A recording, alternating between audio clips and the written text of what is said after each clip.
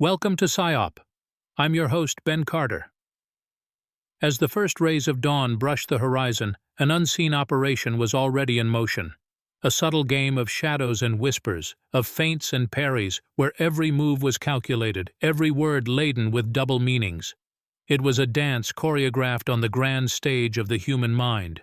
It was not a war of bullets and bombs, but a war waged in the labyrinth of the psyche, a war that you, unknowingly, may have already been a part of. This operation was not born overnight, nor was it a product of mere chance. It was meticulously crafted, honed, and perfected over countless generations in the crucible of human history. Its roots stretched back to the ancient civilizations, where the seeds of manipulation were sown in the fertile soil of human fear and desire. The pharaohs of Egypt, the emperors of Rome, the kings and queens of medieval Europe, all were puppeteers in this grand play, pulling on the strings of the human mind, bending it to their will. Psychological warfare, as we understand it today, however, is a child of the 20th century, a time when the world was ablaze and nations stood on the brink of annihilation. In the grim dance of death that was World War I, humanity found itself staring into the abyss. The old ways of warfare were dying, and in their place, a new beast was rising from the ashes. But this beast did not roar. It whispered. It did not kill. It manipulated. It did not seek conquest. It sought control. It was a beast that fed not on flesh and blood but on thoughts and emotions. It was a beast that lurked not in the open fields of battle, but in the hidden recesses of the mind. The birth of psychological warfare had begun. The architects of this new mode of warfare were not generals or soldiers. They were psychologists, sociologists, and propagandists. They studied the human mind, dissected its inner workings, and mapped out its vulnerabilities. They crafted messages designed to exploit these vulnerabilities, to sow doubt and fear, to manipulate emotions, to shape perceptions. Their tools were not guns and tanks, but words and images, stories and symbols. The battlefield was no longer a physical terrain, but a psychological landscape. Every mind was a potential battlefield, every thought a potential weapon, every emotion a potential casualty. The stakes were higher than ever. The cost of defeat was not merely physical death, but mental enslavement. The world was on the brink of a new era, an era of unseen wars and invisible battles, an era of psychological warfare. In the early 20th century, the world was caught in the throes of global conflict. World War I, known then as the Great War, was a bloody and devastating period. It was a war unlike any other before, marked by the introduction of new weaponry and the scale of destruction. Yet, as the physical battles raged, another arena of conflict was being discovered and honed: the human mind. In the midst of the war, governments realized that the traditional methods of warfare were not sufficient. They needed a new approach, one that could demoralize the enemy, sow confusion, and influence behavior without the use of physical force. Thus, the concept of psychological warfare was born out of necessity as a strategic response to the changing dynamics of global conflict. The British were among the first to formalize this approach. In 1917, they established the first propaganda unit, the Wellington House, to manipulate public opinion and maintain morale at home and abroad. The Americans followed suit, establishing the Committee on Public Information, led by George Creel, a former muckraking journalist. These early forays into psychological operations marked a shift in military strategy, a recognition that the battle for hearts and minds was as critical as the battle on the ground. Psychological warfare also grew out of ideological conflict and social unrest. The world was undergoing seismic changes. The Bolshevik Revolution in Russia had given birth to a new political ideology, challenging the status quo and sparking fear among the traditional powers. In response, governments used psychological operations to combat these ideologies, to maintain control and to stifle dissent. The advent of new technologies further fueled the rise of psychological warfare. The radio, the cinema, and later television provided new platforms to disseminate messages, influence public opinion, and manipulate emotions on an unprecedented scale. While psychological warfare is as old as conflict itself, this period marked a turning point.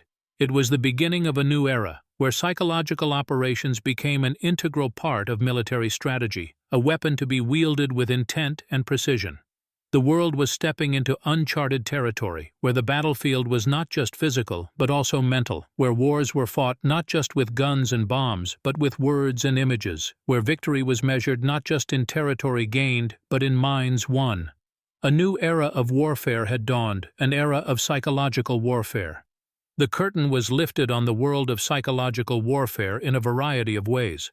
Much of what we know today about these covert operations has come through declassification of official documents, leaks, whistleblowers, academic research, and the unintended consequences of the very operations themselves.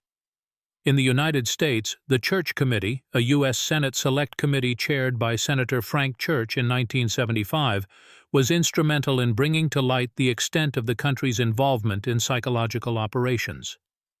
The committee's investigations led to the declassification of numerous documents, revealing the depth and breadth of psychological warfare programs conducted by the CIA during the Cold War. One such program was Operation Mockingbird, an initiative aimed at influencing major media outlets. The operation was exposed by investigative journalist Carl Bernstein of Watergate fame, who revealed that the CIA had, at times, infiltrated news organizations to shape public opinion. Upon exposure, the revelation sent shockwaves through the media and the public, sparking widespread debate about the ethical implications of such tactics. Another infamous incident that exposed psychological operations to public scrutiny was the Iran-Contra affair in the 1980s.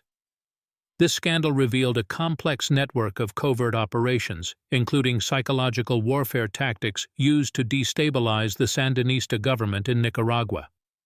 The subsequent public outcry forced a re-evaluation of acceptable limits for such operations. The reaction to these revelations was mixed. Some viewed these operations as necessary evils in the fight against global threats, while others were horrified at the extent to which their governments were willing to manipulate public opinion and influence foreign affairs. In the United Kingdom, the Information Research Department, a secret Cold War propaganda unit, was exposed by academics and journalists in the 1970s. The revelation that the British government had been involved in covert psychological warfare operations caused a stir, leading to heated debate within Parliament and the media. Despite the public outcry, the response from official institutions was often ambiguous. While there were calls for greater transparency and oversight, there was also a recognition of the strategic importance of psychological warfare in the face of global conflict. This ambiguity reflected the complex and often contradictory nature of psychological warfare. It was both a tool of manipulation and a weapon of defense. The debate was far from resolved, and the truth remained shrouded in shades of gray. This was the dawn of a new era, an era where the battlefield was as much about perception as it was about physical force. In this era of perception warfare, a multitude of institutions and organizations emerged, each playing a significant role in the development and execution of psychological warfare strategies. One of the most prominent among these was the United States Central Intelligence Agency, CIA. Inside the CIA, the Office of Policy Coordination, OPC, was established in 1948. This secretive arm of the agency was tasked with conducting covert operations, including psychological warfare, against the USSR and its allies during the Cold War. The OPC was responsible for not only crafting the strategies but also implementing them on the ground, often through local assets. The CIA wasn't alone in its endeavors. The United States Army also had a significant stake in psychological operations. The Army's Psychological Warfare Division was established during World War II and later restructured into the United States Army Psychological Operations (PSYOP) unit during the Korean War. The main objective of this unit was to demoralize enemy forces and win the hearts and minds of civilian populations in conflict zones. On the other side of the Atlantic, the United Kingdom's Secret Intelligence Service, also known as MI6, operated a clandestine unit called the Information Research Department, IRD. The IRD was tasked with countering Soviet propaganda and disseminating its own pro-Western narratives. It did so by providing carefully crafted information to media outlets, both domestically and internationally. In the private sector, corporations like the Wackenhut Corporation played a key role. Founded by a former FBI agent, Wackenhut provided security services but was also deeply involved in collecting intelligence, conducting surveillance, and engaging in clandestine operations. Its activities often overlapped with those of government agencies, blurring the lines between public and private sectors. These organizations operated in a web of secrecy, with influence flowing from the top-level strategists down to field operators and assets. They were driven by a mix of political, ideological, and, in some cases, financial incentives. However, their main objective remained consistent: to shape perceptions, influence behavior, and control information flows in the pursuit of strategic goals. The impact of their operations was far-reaching, extending beyond the immediate targets to affect global public opinion and geopolitical dynamics. Their tactics ranged from infiltrating media outlets and spreading disinformation to employing subversive tactics aimed at destabilizing targeted regimes. As the world moved into the late 20th century, the role of these institutions in psychological warfare would only increase, forever changing the landscape of international relations and conflict. The methods, tools, and mechanisms of psychological warfare are myriad, each meticulously designed to manipulate perceptions and influence behaviors. These tactics are often cloaked in a veneer of normalcy, embedded in everyday communication channels and woven into the fabric of society, making them all the more potent and insidious. One of the primary mechanisms was, and still is, the dissemination of propaganda. This could take the form of news articles, radio broadcasts, films, even comic books, all carefully crafted to promote a specific narrative or viewpoint. This wasn't just about spreading fake news, but instead involved a more nuanced manipulation of information. This could involve exaggerating certain facts, obscuring others, or presenting information out of context to subtly skew perceptions. The aim was not just to mislead, but to sow doubt and confusion, undermining trust in rival sources of information. Media manipulation played a crucial role in this process. Organizations like the IRD and PSYOP would cultivate relationships with journalists and media organizations, providing them with information that served their strategic objectives. This information would then be disseminated to the public, often under the guise of independent journalism. This gave their narratives an air of credibility, making them more likely to be accepted by the target audience. But it wasn't just about controlling the flow of information. These organizations also invested heavily in understanding human behavior. They drew on the emerging fields of psychology and sociology, conducting research into how individuals and groups responded to different forms of messaging. This behavioral research allowed them to refine their tactics, tailoring their messages to resonate with specific demographics or cultural contexts. Technological tools also played a vital role. As new communication technologies emerged, from radio to television to the internet, these organizations adapted their tactics accordingly. Each new technology offered new opportunities for spreading their messages, as well as new challenges to overcome.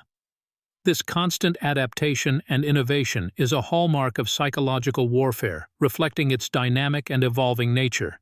The effectiveness of these methods hinged on their invisibility. Their success depended on their ability to influence perceptions and behaviors without the target audience realizing they were being manipulated. This covert nature is what makes psychological warfare such a powerful tool, capable of shaping the course of conflicts and influencing the fate of nations.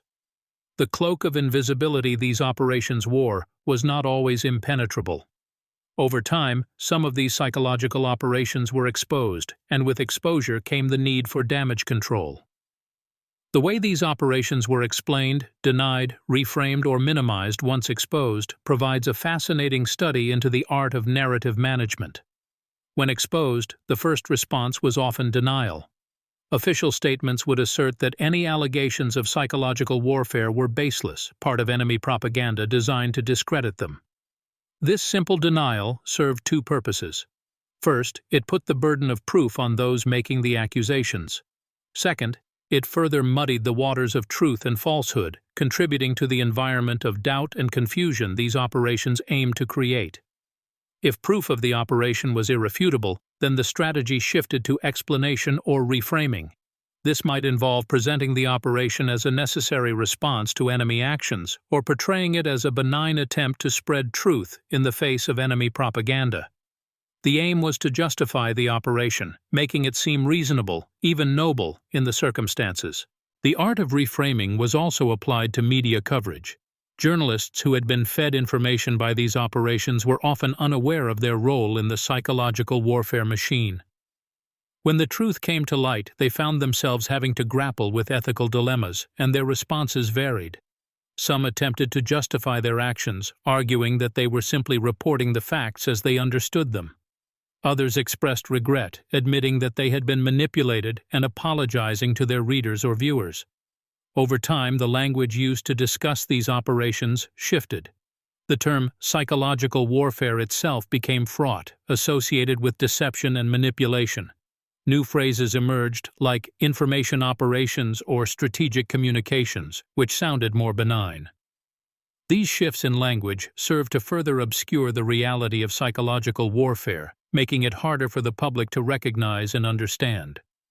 In this dance of exposure and denial, of reframing and minimization, one can see the enduring power of narrative. Even when the truth is exposed, it can be reshaped, repackaged, and sold back to the public in a more palatable form. This is the ultimate goal of psychological warfare, not just to control the flow of information, but to control the way that information is understood and interpreted. The battle, then, is not just over facts, but over meaning and perception. It is a battle that continues to this day, fought in the shadows of our media landscape. Within the academic community, there exists a number of scholars who express skepticism about the narrative surrounding the inception of psychological warfare. They maintain that the concept isn't as novel as it's often portrayed, but is rather an extension of time-honored strategies used since mankind first waged war. The application of psychological tactics to break the enemy's spirit, spread fear, or sow discord is as old as conflict itself, they argue.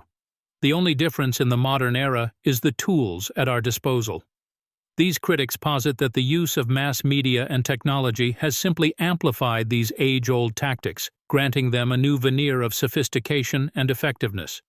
They challenge the notion that psychological warfare is a product of the 20th century, pointing to historical examples such as the use of psychological tactics in ancient warfare. The Mongol Empire, for instance, was notoriously skilled at spreading fear among their adversaries. They utilized psychological warfare by spreading rumors of their brutality, often exaggerating the size of their forces and the scale of their victories, thereby demoralizing their enemies even before the battle began. These historians also question the often murky boundaries that define psychological warfare. They argue that the term itself is somewhat nebulous, encompassing a broad range of activities from propaganda dissemination to espionage. This lack of clear definition, they contend, often leads to misinterpretation and overestimation of its scope and impact. While these counterpoints bring valuable perspectives to our understanding of psychological warfare, they also highlight the unresolved complexities of this topic. The birth of psychological warfare might not be a discrete event, but a gradual evolution fueled by technological advancements and changing societal trends. Perhaps the most crucial takeaway from this discussion is the understanding that, while the tools and techniques may change, the underlying objective remains the same: to influence perceptions, control narratives, and ultimately shape the outcomes of conflict. Yet these counterpoints and critiques do not fully resolve the persisting ambiguities surrounding the birth and evolution of psychological warfare. The vast historical reach, diverse methodologies, and shifting terminologies present inherent challenges in establishing a clear, definitive narrative. As such, the origin and evolution of psychological warfare remain shrouded in mystery, with many shades of interpretation still to be explored. The complex nature of psychological warfare is echoed in its manifestations across different eras and governments. Each time, while the tactics are tailored to the specific context, a common thread is evident: the manipulation of information to create a desired perception. The British during World War II utilized a covert propaganda unit known as the Political Warfare Executive. This unit conducted black propaganda operations, using radio broadcasts and leaflet drops to spread disinformation and undermine German morale. The broadcasts, disguised to appear as German radio stations, would disseminate false news about German defeats and encourage rumors of high-ranking officers planning to defect. In a similar vein, during the Cold War, both the United States and the Soviet Union engaged in extensive psychological operations. Each side sought to undermine the other's influence and spread their own ideologies. The Voice of America and Radio Free Europe were used by the U.S. to broadcast pro-democracy messages into communist countries. The Soviets, on the other hand, employed a campaign of disinformation, often planting false stories in the press to sow discord and create a sense of instability. Even in more contemporary times, the strategic use of psychological warfare persists. Notable is the case of North Korea, known for its use of massive propaganda campaigns to maintain control over its populace and shape its international image. The regime's relentless portrayal of the West as an imminent threat serves to justify its authoritarian rule and rally its citizens around the government. A recurring theme in these operations, regardless of the era or government, is the use of deception and disinformation to manipulate perceptions. The goal is to control the narrative, to sow fear, discord, or confusion, and to shape the beliefs and behaviors of both domestic and enemy populations. The medium may vary from rumor spreading on the battlefield to sophisticated disinformation campaigns in the digital age, but the underlying principles remain the same. Moreover, the effectiveness of these tactics often lies in their ability to blur the lines between truth and fiction, creating a fog of uncertainty that makes it difficult for the target audience to discern reality from manipulation. This nebulous, often elusive nature of psychological warfare is perhaps one of its most potent weapons, allowing it to permeate societies and influence outcomes in ways that are often difficult to detect and counter. The patterns across history suggest that psychological warfare, in its various forms, is a deeply ingrained aspect of conflict and power struggles, a subtle yet potent tool in the arsenal of statecraft. In the information age, the scope and scale of psychological warfare have been considerably magnified. The rise of social media platforms, coupled with the advent of artificial intelligence, has fundamentally shifted the nature of these operations. These platforms allow for the swift dissemination of information, true or false, to a global audience. They are fertile grounds for the sowing of discord, confusion, and fear. Take, for example, how state actors have allegedly used these platforms to meddle in the elections of other countries, spreading disinformation designed to sway public opinion and undermine democratic processes. The tactics are not new, but the medium allows for a level of speed, reach, and anonymity that was previously unimaginable. Artificial intelligence, too, has a role to play in this new era of psychological warfare. AI-powered deepfakes, realistic fabrications of audio or video content, have the potential to create convincing falsehoods that could be used to deceive, manipulate, or incite. The danger lies in their ability to blur the line between reality and fabrication even further, making it increasingly difficult for individuals to trust what they see and hear. The geopolitical landscape, too, has evolved, and with it, the nature of psychological warfare. Today's world is marked by a return of great power competition, with rising tensions between major powers like the United States, China, and Russia. In this context, psychological warfare has become an arena of intense competition, with each side seeking to craft narratives that serve their interests and undermine their adversaries. In the South China Sea conflict, for instance, competing narratives about territorial rights and international law play out in the global media, shaping perceptions and influencing international opinion. The narratives are carefully crafted, employing a mix of historical facts, legal arguments, and emotional appeals to create compelling stories that serve the interests of the respective parties. The continued relevance of psychological warfare is therefore clear. As technology evolves, so too do the methods and strategies employed. Yet the underlying principles remain. Deception, disinformation, and manipulation continue to be used as tools to control narratives, shape perceptions, and influence outcomes. Whether it's state actors leveraging social media for disinformation campaigns, or the use of AI in creating convincing deepfakes, psychological warfare continues to be a potent weapon in the arsenal of statecraft. As long as there are conflicts and power struggles, the art of psychological warfare will continue to evolve, reflecting the complexities and intricacies of our modern world. The power of psychological warfare, as we have seen, lies not in its physical force, but in its ability to manipulate perceptions, to shape beliefs, and to infiltrate the mind. It is a form of combat that slips under the radar, bypassing traditional defenses to strike directly at the heart of our vulnerabilities, our thoughts, our emotions, our very sense of reality. And in so doing, it reveals unsettling truths about the nature of power itself. Power, in this context, is not merely about military might or economic superiority, but about influence and control over the human mind. It is about the ability to shape narratives, to dictate what is accepted as truth and what is dismissed as falsehood. It is about the capacity to manipulate emotions, to exploit fears, to amplify divisions, and to sow seeds of doubt.